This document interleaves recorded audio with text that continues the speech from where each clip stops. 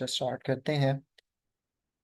Today lecture is the last topic of chapter number 21 cell cycle, which is necrosis and apoptosis. Before we getting into a new से कह सकते हैं हम knowledge के समुंदर में जाने से पहले गोताखोरी से पहले हम लोग एक अंडरस्टैंडिंग कर लेते हैं। आप लोग अपनी पेंसिल्स निकाल लीजिए और यहाँ पे आप अंडरलाइन करें नेक्रोसिस को। नेक्रोसिस इज कॉल्ड अनप्रोग्राम्ड और सडन सेल डेथ। आपको चोट वगैरह लगी, पता ही नहीं था कि यहाँ से सेल की डेथ होनी है, तो दिस इज कॉल्ड प्रोग्राम और चल किधर गया। तो नेक्रोसिस जो है इसे बेटा हम लोग कहते हैं अनप्रोग्राम सेल डेथ, जिसमें सेल जो है इसकी अनप्रोग्राम्ड तरीके से जो है वो डेथ हो जाती है। सेल का इसको डाई करने का कोई भी इरादा जो है वो नहीं होता सेल का डेथ का। दूसरी कहलाती है apoptosis which is called programme cell death. और प्रोग्राम सेल डेथ में बाकायदा तौर पे एक तैयार किया जाता है कि सेल को जो है वो किस टाइम किस तरीके से जो है वो डेथ करवानी है हमने सेल की, जो बॉडी का एक नेचुरल फिनोमिना है। ठीक है, तो आज हम पढ़ेंगे अपोप्टोसिस और नेक्रोसिस के बारे में। बताया मैंने आपको बिल्कुल एक चैप्टर के शुरू पे था जब हम डिवीजन के बारे में बात कर रहे थे कि वेन एवर हमारे सेल जो हैं वो एक दूसरे के साथ करीब बैठे होते हैं तो वो एक यूनियन या एक ग्रुप बना के रहते हैं। उस यूनियन या ग्रुप में वो एक दूसरे को सिग्नल्स भेजते रहते हैं फॉर ग्रोथ, फॉर डिफरेंशिएशन और बाकी तरह के। ये हमने कैंसर वाले टॉपिक में पढ़ा था। जैसे ही सेल जो है वो कम्युनिकेशन खो देता है दूसरे सेल्स के साथ, तो फिर वो अब नॉर्मल बिहेव करना शुरू कर देता है। ये हमने पढ़ा था। ठीक है, आज हम पढ़ रहे हैं कि सेल जो है वो डिपेंड कर रहा होता है अपनी वेरियस एक्स्ट्रा सेलुलर और इंट्रा सेलुलर एक्टिविटीज के लिए सिग्नल्स पे।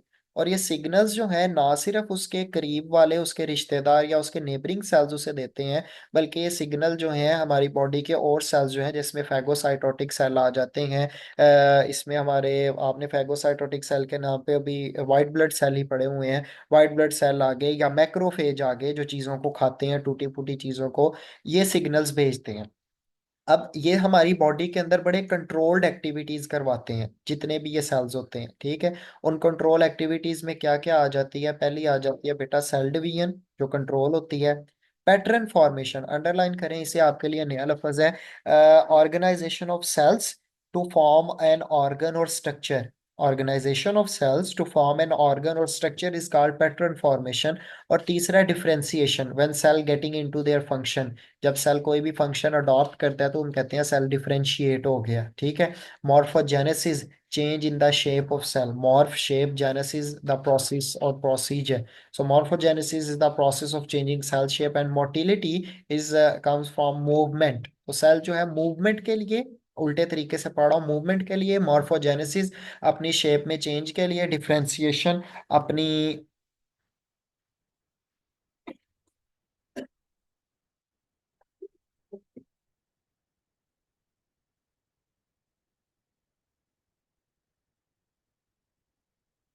जी, डिफरेंशिएशन के लिए अपनी अपनी पैटर्न फॉर्मेशन किसी खास किस्म की शेप बनाने के लिए या डिवीजन करने के लिए सिग्नल्स पे डिपेंड कर रहा होता है।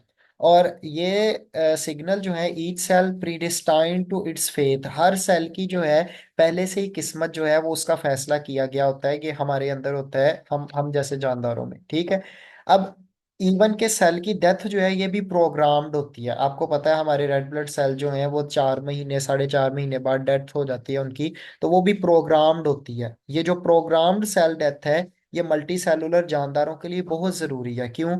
एक तो ये जिस तरह हमारी जब डेवलपमेंट हो रही होती है when we are in the womb of our mothers, तो वहाँ पे जो हमारी टेल बनती है, ह्यूमन में भी टेल बनती है एम्ब्रियोज की। जो हमारी टेल बोन है इसके आगे छोटा सा एक गोश्त का टुकड़ा होता है, उसकी डिलीशन होती है, वो खत्म होता है बाय अपोप्टोसिस यानी सेल की प्रोग्राम डेथ से। उसके बाद कई पार्ट्स हैं जो स्ट्रक्चर हैं जो खुद खत्म किए जाते हैं। जैसे हमारी जो उंगलियां हैं, आपने देखा होगा कई ऐसे लोग होते हैं जिनकी 2 उंगलियां पैदाइशी तौर पे जुड़ी होती हैं, तो इन उंगलियों के दरमियान की जो स्किन है इसे अपोप्टोसिस करके खत्म किया जाता है। इसके अलावा नंबर ऑफ न्यूरॉन्स जो हैं वो हमारी बॉडी में जो है अपोप्टोसिस के जरिए कंट्रोल किए जाते हैं। तो सेल या हमारी बॉडी जो है एवरी टाइम ये अपोप्टोसिस कर रही होती है ताकि हमारी बॉडी में जो है वो न्यू सेल्स के लिए जगह जो है वो हमेशा बनाई जा सके और आपकी बॉडी जो है वो ग्रो करती रहे। हमने देखा है कि सेल डेथ जो है वो मल्टी सेलुलर ऑर्गेनिज्म में फंडामेंटली दो तरीके से हो रही होती है, ठीक है। या तो सेल खुद से कमिट कर लेता है सुसाइड, जिसे हम अपोप्टोसिस कहते हैं, जब उसे सर्वाइवल सिग्नल नहीं आ रहा होता, यानी ये एक टाइम है कि सेल को डिवीजन का सिग्नल आना है, डिफरेंशिएशन का आना है, पैटर्न फॉर्मेशन का आना है, लेकिन उसे कोई सिग्नल नहीं आ रहा, तो इसका मतलब है आप खुदकुशी कर लो, ठीक है। सेल के लिए खुदकुशी हराम नहीं है, उसके लिए जायज़ है और बहुत ज़रूरी है। वो डेथ होगी उसकी तो नए सेल के लिए जगह बनेगी, ठीक है। और दूसरा है कि सेल आर मर्डर्ड, सेल जो है उन्हें खुद से मार दिया जाए by killing signal from other cell, दूसरे सेल जो है वो उन्हें सिग्नल दे दे, ठीक है। ये भी अपोप्टोसिस में ही आता है कि सेल जो है या तो सुसाइड कर लेगा या उसे साथ वाला सेल जो है वो मैसेज दे देगा कि भाई अब आपने जो है वो किल हो जाना है। ये जितने भी हमारे पास प्रोग्राम्स आ रहे हैं इंटरनल, इसके अंदर आपको अब अपोप्टोसिस की शॉर्ट क्वेश्चन के तौर पे करना है। यहाँ से आप इसकी डेफिनेशन शुरू करोगे, इंटरनल प्रोग्राम और इवेंट और and sequence of morphological changes, cell की शेप में चेंजेस आते हैं जिससे सेल कमिट कर लेता है सुसाइड, इज कॉल्ड अपोप्टोसिस। और लफज अपोप्टोसिस जो है ये ड्रॉपिंग ऑफ या फॉलिंग ऑफ से निकला है। ये क्यों ड्रॉपिंग ऑफ है हम इसकी बात जो है डायग्राम से समझते हैं। आप यहाँ पे देख रहे हो एक सेल है, और जब उसे मैसेज जाता है अपोप्टोसिस का या सुसाइड का, तो वो अपनी बॉडी से छोटे छोटे ड्रॉप्स या छोटे छोटे टुकड़ों में टूट जाता है अपनी बॉडी के, और वो टुकड़े आके फैगोसाइटोटिक सेल खा लेते हैं, जिससे वो सेल जो है वो आसपास के सेल्स को इफेक्ट नहीं करता। ये चीज़ अब मैं आपको एनिमेशन में दिखा रहा हूँ, जरा गौर से आप लोगों ने देखनी है। यहाँ पे देखें, होने ये वाला है कि एक नेचुरल किलर सेल, ये भी बेटा फैगोसाइटोटिक सेल होते हैं। फैगोसाइटोटिक वो होते हैं जो आके चीजों को खाते हैं, जिसमें व्हाइट ब्लड सेल है और मैक्रोफेज है। एक सेल और है, या बड़ी क्लासेस में जाके पढ़ोगे, उसे कहते हैं NK या नेचुरल किलर सेल। ये नेचुरल किलर सेल आपकी बॉडी में कोई कैंसरस सेल देख लेना, और डेली की बुनियाद पे पता नहीं कितने कैंसरस सेल बनते हैं जिन्हें ये डाई करवाते रहते हैं आपकी बॉडी में। तो ये नेचुरल किलर सेल आएंगे और आके इन्हें मैसेज दे देंगे। यहाँ आप नेचुरल किलर सेल को देख रहे हो, ये कैंसर सेल को आके मैसेज देगा, मैसेज दे के कुछ एंजाइम इसमें रिलीज करके अगले सेल के पास निकल जाएगा, और ये सेल जो है छोटी छोटी बॉडीज में टूट जाएगा, जिन्हें बाद में आके मैक्रोफेज खा लेंगे। आप यहाँ पे देख सकते हो ये मैसेज दे के जा रहा है उसे। अब वो देखो वो चेंज होना शुरू हो गया, अपॉप्टोसिस शुरू हुई, and these are the small bodies, जिसकी वजह से इसे अपॉप्टोसिस या फॉलिंग बॉडी का नाम दिया गया है। आप देखो छोटी छोटी बॉडीज में ये टूट गया यहाँ पे, ठीक है। और ये जरूरी है कि छोटी बॉडीज में टूटे, फटे ना, फटेगा तो इसमें से निकलने वाली रतूबतें जो है या इसमें से निकलने वाला जो केमिकल है, ये साथ वाले नेबरिंग सेल्स जो हैं वो उनको खराब करेगा। एक बार दोबारा देख लें इस एनिमेशन को, ठीक है। आप यहाँ पे देख रहे हैं अपॉप्टोसिस होती जा रही है, जिन जिन को नेचुरल किलर सेल जो है वो मैसेज देता जा रहा है। This is real time image, real time video, ठीक है। अब यहाँ पे आपको समझ आ गई होगी अब तक कि अपॉप्टोसिस जो है वो क्या चीज़ है। सेल को जो है बाय विल और बाय ऑन कास्ट जो है वो इसकी डेथ करवाना, ठीक है। इसमें अब पूरा प्रोसेस लिखा हुआ है, हाउ सेल अपॉप्टोसिस अकर। तो यहाँ आप देखें, during cell process cell die करता है, श्रिंक करता है, कंडेंस करता है, सिकुड़ जाता है, ultimately split up into small membrane bounded apoptotic body which are generally phagocytosed, जिन्हें बाद में खा लिया जाता है। इंटरसेलुलर कंस्टिट्यूशन, जो इसके अंदर का मवाद होता है, intercellular constitution are not release freely in extra cellular atmosphere, वो सराउंडिंग में रिलीज नहीं किया जाता। Otherwise might have deleterious effect, अगर रिलीज कर दोगे तो वो साथ वाले सेल्स को खराब करेगा, उन्हें भी जो है वो खराब करना शुरू कर देगा। इन कंट्रा अब आगे स्टार्ट हो जाती है आपकी नेक्रोसिस। तो यहाँ तक आपकी होगी अपोप्टोसिस। अब हम स्टार्ट करते हैं नेक्रोसिस के बारे में। नेक्रोसिस जो है ये प्रोग्राम सेल डेथ नहीं है, ये यकदम होने वाली सेल डेथ है। ये बैक्टीरियल इन्फेक्शन से भी हो सकती है, ये चोट के बाद भी हो सकती है। तो यहाँ पे लिखा हुआ है, in contrast to suicide the cell that due to damage of cell is called necrosis which is due to typical, जिसमें सेल स्वेल करता है फिर ब्रस्ट कर जाता है। तो जब हमें चोट लगती है या एक जगह पे बैक्टीरियल इन्फेक्शन होता है, तो पहले एक छोटी सी जगह पे होता है, फिर वो फैल जाता है, जख्म फैलता है।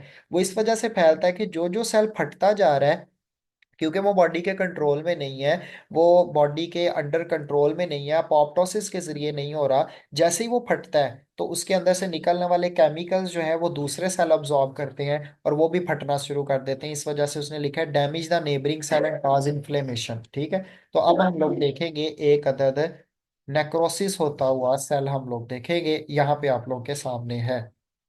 क्या है बेटा? Cell death by necrosis. तो जरा गौर फरमाना है आपने इसे। ये सेल है, इसके अंदर सिग्नल आया है, या आप देख रहे हो इसके साइड पे, यहाँ आपको छोटा सा एक बैक्टीरिया या कोई और जो है माइक्रो ऑर्गेनिज्म आएगा, या आप नीचे देख सकते हो, इसके नीचे इसके साथ टच होके जाएगा, ठीक है, जिससे इसके अंदर इन्फेक्शन फैल गया।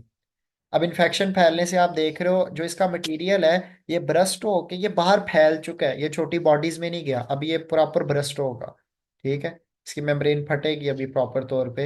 ये देखें, अब जैसे ही फट गया तो सारा केमिकल बाहर रिलीज हो गया। ये केमिकल जो है वो नियर बाय सेल जैसे ही अब्जॉर्ब करेंगे तो वो भी इस तरह से ब्रस्ट होना शुरू करेंगे, और आपके पास सारे का सारा जो है ये मटेरियल फैलना शुरू करेगा, और आपके जो है नेबरिंग सेल को भी खराब करेगा। दैट्स वाई नेक्रोसिस जो है ये अच्छी चीज़ नहीं है, अपोप्टोसिस जो है वो अच्छी चीज़ है, ठीक है। तो यहाँ पे हम लोगों ने इनका कंपैरिजन देखा।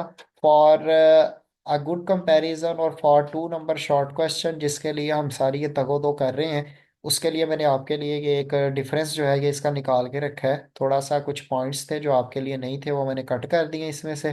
तो ये मैंने आपके लिए डिफरेंस बनाया है, ये भी मैं शेयर कर दूंगा। आपका टॉपिक जो है यहाँ पे कंप्लीट हुआ जाता है। आपका कोई सवाल है तो लाजमन पूछिए।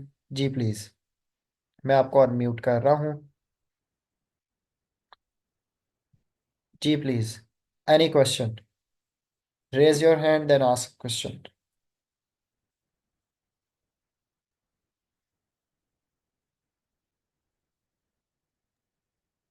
सर नेक्रोसिस का फंक्शन क्या है? जिस तरह पेप्टोसिस का तो है, नेक्रोसिस का क्या है? नेक्रोसिस बेटा क्योंकि सेल के लिए प्रोग्राम्ड नहीं है, इट हैज़ नो फंक्शन। ये तो सेल करवाना ही था चाह रहा है, ये तो इन्फेक्शन की वजह से हुई है, ठीक है। तो ये ना ही हेल्पफुल है, ना ही इसका कोई फंक्शन है हमारी बॉडी में। ये कब होती है? नेक्रोसिस अभी जैसे फर्ज कर लो कि हम यहाँ पे बैठे हुए हैं, और मैं उठने लगा और मेरा हाथ किसी चीज को लग गया, शार्प चीज को, और मेरे कट लग गया हाथ को, ठीक है, जख्म हो गया। अब मेरा हाथ, वही हाथ मैंने मिट्टी में मार दिया, तो मिट्टी वाले बैक्टीरिया ने जख्म के अंदर जाके मेरे सेल्स को जो है वो खाना शुरू कर दिया। अब जैसे ही वो मेरे सेल को खाएगा तो वो सेल नेक्रोसिस के जरिए फट जाएगा, ठीक है। यहाँ पे आप देखो वो इस तरह से फट जाएगा। ये भाई साहब जैसे ही फटेंगे तो साथ ही जो है वो बाकी सेल्स को इफेक्ट करना शुरू कर देंगे, जिससे आपका जो है वो इन्फेक्शन फैलना शुरू कर जाता है। जैसे सांप अगर काट जाता है, या कोई मौजू चीज काट जाती है आपको, तो वो वाला एरिया नीला होने के बाद जख्म बनना शुरू हो जाता है, गोश्त गलना शुरू कर देता है। This is due to necrosis. जी, एनी ठीक है other sir. Question? Any other question? Sir जो इनका डिफरेंस है अपॉप्टोसिस और नेक्रोसिस का, वो आप एक बार रीड करवा दें ताकि कोई पॉइंट्स हो तो वो क्लियर हाँ हो जाए। हाँ, बहुत अच्छी बात, बहुत अच्छी बात, मैं करवा देता हूँ। जी, पहला पॉइंट है, apoptosis is programme cell death. Definitely ठीक बात है। Necrosis is the premature cell death. आप प्री मेच्योर की जगह, प्री मेच्योर का मतलब है सेल अभी मेच्योर नहीं था और पहले ही ग्रोथ डेथ हो गई। ये आपके एग्जामिनर को तंग करेगा। आप यहाँ पे लिख सकते हैं नेक्रोसिस इज अनप्रोग्राम सेल डेथ, ठीक है। apoptosis जो है it occur through shrinking of cytoplasm forward bye condensation of nucleus. Nucleus छोटा हो जाता है, साइटोप्लाज्म छोटा छोटा हो जाता है। लेकिन जो नेक्रोसिस है इसमें स्वालो होता है, पहले स्वेलिंग होती है, उसके बाद जो है लाइसिस फट जाता है, ठीक है, सेल ही पूरे का पूरा फट जाता है, अपोप्टोटिक बॉडीज नहीं बनती। फिर अपोप्टोसिस जो है ये नेचुरली अकरिंग फिजियोलॉजिकल, फिजियोलॉजी कहते हैं फंक्शन ऑफ बॉडी को। जबकि पैथोलॉजिकल प्रोसेस है, पैथोलॉजिकल यानी इन्फेक्शियस, पैथोजन, पैथोजन की वजह से होने वाला नेक्रोसिस जो है ये प्रोसेस है। ये किसी भी टॉक्सिन्स की वजह से, जहरीले मादों की वजह से, या ट्रामा, किसी चोट की वजह से जो है ये हो सकता है। Chromatin is aggregated during apoptosis. जो क्रोमेटिन मटेरियल होता है एग्रीगेट, उसे इकट्ठा कर दिया जाता है सेल के दरमियान में, ताकि वो भी अलहदा से बिखरे ना, ठीक है। जबकि यहाँ पे नॉन स्ट्रक्चरल चेंज आता है क्रोमेटिन में, क्योंकि सेल को पता ही नहीं होता कि मैंने डेथ करनी है, तो उसके क्रोमेटिन में कोई चेंज नहीं आ रहा होता, नॉन स्ट्रक्चरल चेंज होता है। ना वो कंडेंस होता है, ना वो स्प्रेड करता है, बस यकदम फैल जाता है, फट जाता है, सेल की बाकी ऑर्गेनेलिस की तरह बाहर निकल जाता है। It is localise process destroying individual cell. Localise का मतलब होता है एक ही जगह पे होने वाला, ठीक है। लेकिन जो आपका नेक्रोसिस है इट इज कॉन्टेजियस। दो लफ्ज आ रहे हैं मेरे जेहन में, एक आ रहा है कॉन्टेजियस, कॉन्टेजियस कहते हैं छूत, एक जानदार से एक सेल से दूसरे में फैलने वाली। And second word is contagious, second is congenital. Congenital कहते हैं पैदाइशी को, ठीक है। तो ये एक लफज आ रहा था मेरे जेहन में, मैंने वो भी बता दिया। फिर है फेगोसाइटोइज्ड बाय आइदर बाय फेगोसाइटोटिक और एडजेसेंट सेल। आपके अपोप्टोसिस करते हुए सेल को या तो फेगोसाइटोसिस करते हुए सेल खा लेते हैं, या उसके साथ बैठे हुए सेल खा के डकार लेते हैं। जबकि हमारा जो नेक्रोसिस है, ये फेगोसाइटोज करता है बाय फेगोसाइटोसिस। कोई भी सेल इसे आके खाना शुरू कर देते हैं, नेबरिंग सेल खाते हैं, इसी वजह से इन्फेक्शन फैलता है। तो अपोप्टोसिस जो है बेनिफिशियल है थ्रू आउट, अब नॉर्मल एक्टिविटी है, लेकिन मे काज डिजीज, कभी कभी हो सकता है कि बीमारी भी काज करे अपोप्टोसिस जब अंडर कंट्रोल नहीं होती। लेकिन नेक्रोसिस हमेशा हार्मफुल होती है ऑर्गेनिज्म के लिए। अब अपोप्टोसिस जो है इन्वॉल्व है controlling the cell number of body, जो बच्चा फंक्शन पूछ रहा था उसके लिए। अपोप्टोसिस आपकी बॉडी का सेल जो है नंबर, उसे मेंटेन रखती है, कंट्रोल करती है। जबकि हमारी जो नेक्रोसिस है, it is involve induction of immune system and defending the body from pathogen. ये एक तरह से इम्यून सिस्टम को जगा देती है और उसे कहती है कि पैथोजन का हमला हो चुका है, अब आप जो है वो एक्टिव हो जाए। ठीक है, तो ये काफ़ी ब्री जो है वो एक्सप्लेनेशन के साथ जो है यहाँ पे पॉइंट्स है। आपकी बुक में इस तरह के कोई पॉइंट्स नहीं है, आप इसे एक्स्ट्रा तौर पे समझना चाहो तो फिर आप ये वाला पेज करोगे। ठीक है, एनी अदर क्वेश्चन? सर ये फेगोसाइटाइज वाला एक बार फिर से रिपीट कर दें। बेटा फैगोसाइटोज्ड या फैगोसाइटाइज्ड, खा लिए जाना, निगल लिए जाना बाय फैगोसाइटोसिस। जो आपके नेक्रोसिस वाले सेल होते हैं, इन्हें आराम से यूजुअल फैगोसाइटोसिस करके खा लिया जाता है, कोई खास सेल नहीं इन्हें खाने आते। लेकिन जो अपोप्टोटिक बॉडीज होती है, उन्हें फैगोसाइटोटिक सेल खाने आते हैं, specially macrophages. Next please. Okay sir sir. Congenital होते हैं नेक्रोसिस। बेटा कॉन्टेजियस है, कॉन्टेजियस वो तो लफज आ रहा था मेरे जेहन में, कॉन्जेनिटल तो मैंने बता दिया। कॉन्जेनिटल पैदाइशी को कहते हैं, कॉन्टेजियस फैलने वाली है, छूत ठीक एक से दूसरे में। है। जी, next question. Any question? Anybody? Nobody? All clear dead sir, body? Clear. नहीं नहीं, जिंदा बॉडी भी आ गया एक। चले जी, ऑल क्लियर है। चले जी, इंजॉय योर वीकेंड, अपने चैप्टर को अच्छे से तैयार करें। रुबाब, आपका कोई सवाल बेटा? रुबाब इलाही। सर नेक्स्ट चैप्टर कौन सा शुरू करना है? नेक्स्ट हम स्टार्ट करने जा रहे हैं chapter number 24। I am very curious and I am very energetic about chapter number 24, क्योंकि वहाँ पे हमने एवोल्यूशन की बात करनी है, डार्विन अंकल के बारे में बातें होंगी, बात होगी लाइफ कहाँ से इवॉल्व हुई। थियोरटिकल है, बिल्कुल हट के है, बोरिंग वाली बायोलॉजी से हट के।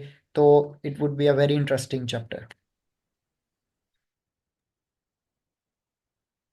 जी, चलें जी बच्चों, अगले वीक का स्टार्ट के लिए, अगले वीक के स्टार्ट तक के लिए मुझे दीजिए इजाज़त। इंशाल्लाह मुलाकात होती है आपसे नेक्स्ट बायोलॉजी क्लास में। अल्लाह हाफिज़।